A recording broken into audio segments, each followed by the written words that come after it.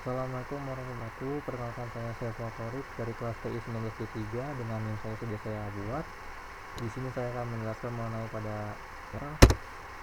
pembahasannya, sejarahnya.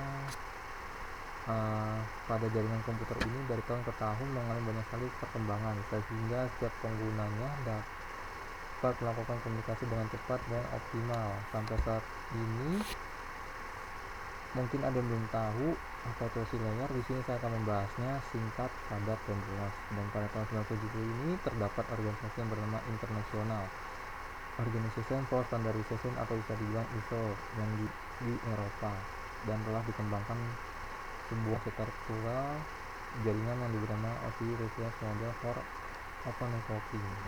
Bisa dibilang model jaringan terbuka pada OSI. Dan di sini memiliki 7 layer di setiap fungsi masing-masing di OSI layer tersebut.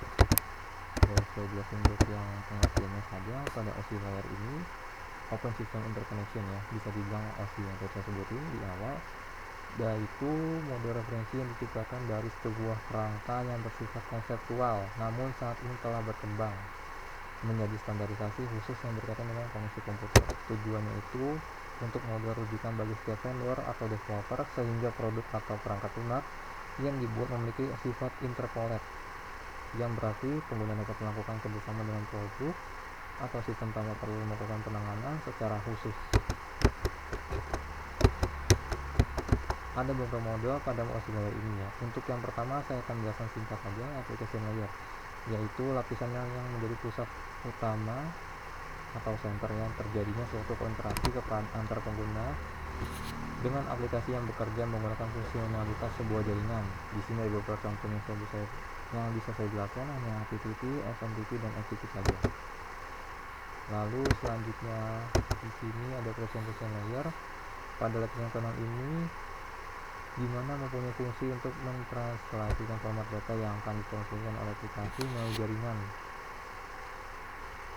Dan contohnya di sini ada beberapa saja, hanya MIME, SSL, TLS, dan lain sebagainya. Saya buat hanya 3. Dan di sini ada session layer atau yang kelima. Di sini untuk mendefinisikan bagaimana sebuah koneksi yang dibuat, dikelola, dikembangkan. Contohnya ada beberapa saja, ada NCS, SMB, FTP, dan lain sebagainya.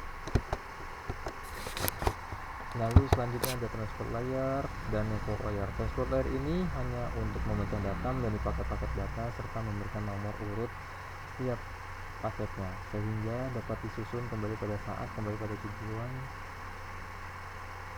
Protokol tersebut akan mengirimkan paket data sekaligus memastikan bahwa setiap paket telah diterima dengan sukses dan tepat sasaran atau ke tujuan utamanya. Lalu ada network layer. Untuk lapisan ketiga, tugasnya untuk membuat header untuk paket yang berisi informasi IP atau Internet Protocol, baik IP penerimaan atau IP tujuan data. Pada suatu kondisi ini, network layer juga melakukan proses routing melalui internet networking dengan menggunakan bantuan router dan switch pada layer ketiga. Selanjutnya ada data link layer dan physical layer. Untuk yang data link layer ini tugasnya untuk menentukan setiap bit data yang ditampilkan menjadi format dan disebut dengan frame. Di sini ada beberapa contoh saja yang bisa saya jelasin. Untuk lapisan media access control MAC dan lapisan logical link control LLC.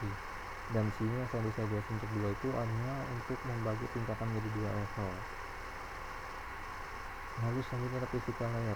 Untuk lapisan yang pertama ini yaitu untuk mendefinisikan media transmisi jaringan, sinkronisasi bit, metode penyimpanan, serta membangun arsitektur jaringan, dan juga dapat berinteraksi secara langsung dengan media kabel dan perangkat radio.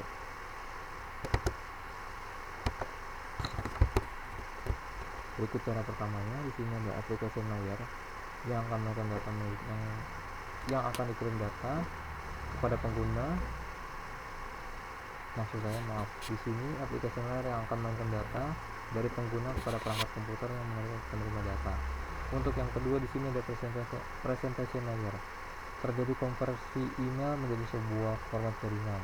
Ketiga ada session layer ini akan memperdalam data hingga seluruh proses pengenalan telah selesai dilaksanakan. Yang keempat adalah transport layer pengirim melakukan pemecahan data, kemudian data tersebut dikumpulkan pada transport layer penerima. Yang kelima ada network layer, membuatkan sebuah alamat sehingga dapat menuntut dan mengarahkan pada data hingga sampai pada tujuan yang benar. Selanjutnya ada data link layer ini akan melakukan data menjadi bentuk frame, bisa dibilang ke fisiknya ya, sertanya maksudnya. Dan lapisan utama tepatnya pada physical layer ini, data akan dikirim melalui medium perantara melalui jaringan menuju lapisan transfer. Langkah terakhir yaitu proses akan physical layer menuju application layer yang nantinya akan mengarah pada jaringan komputer penerima. Kesimpulannya dari yang saya buat, auxiliary ini merupakan sebuah kerangka bersifat konseptual dan model layer yang terdiri dari yang saya sebutin dari awal hingga akhir dan memiliki fungsi masing-masing serta cara kerja pengiriman dari setiap model yang dilakukan secara berurutan. Mungkin itu saja yang bisa saya sampaikan, kurang lebihnya mohon maaf. Assalamualaikum warahmatullahi wabarakatuh.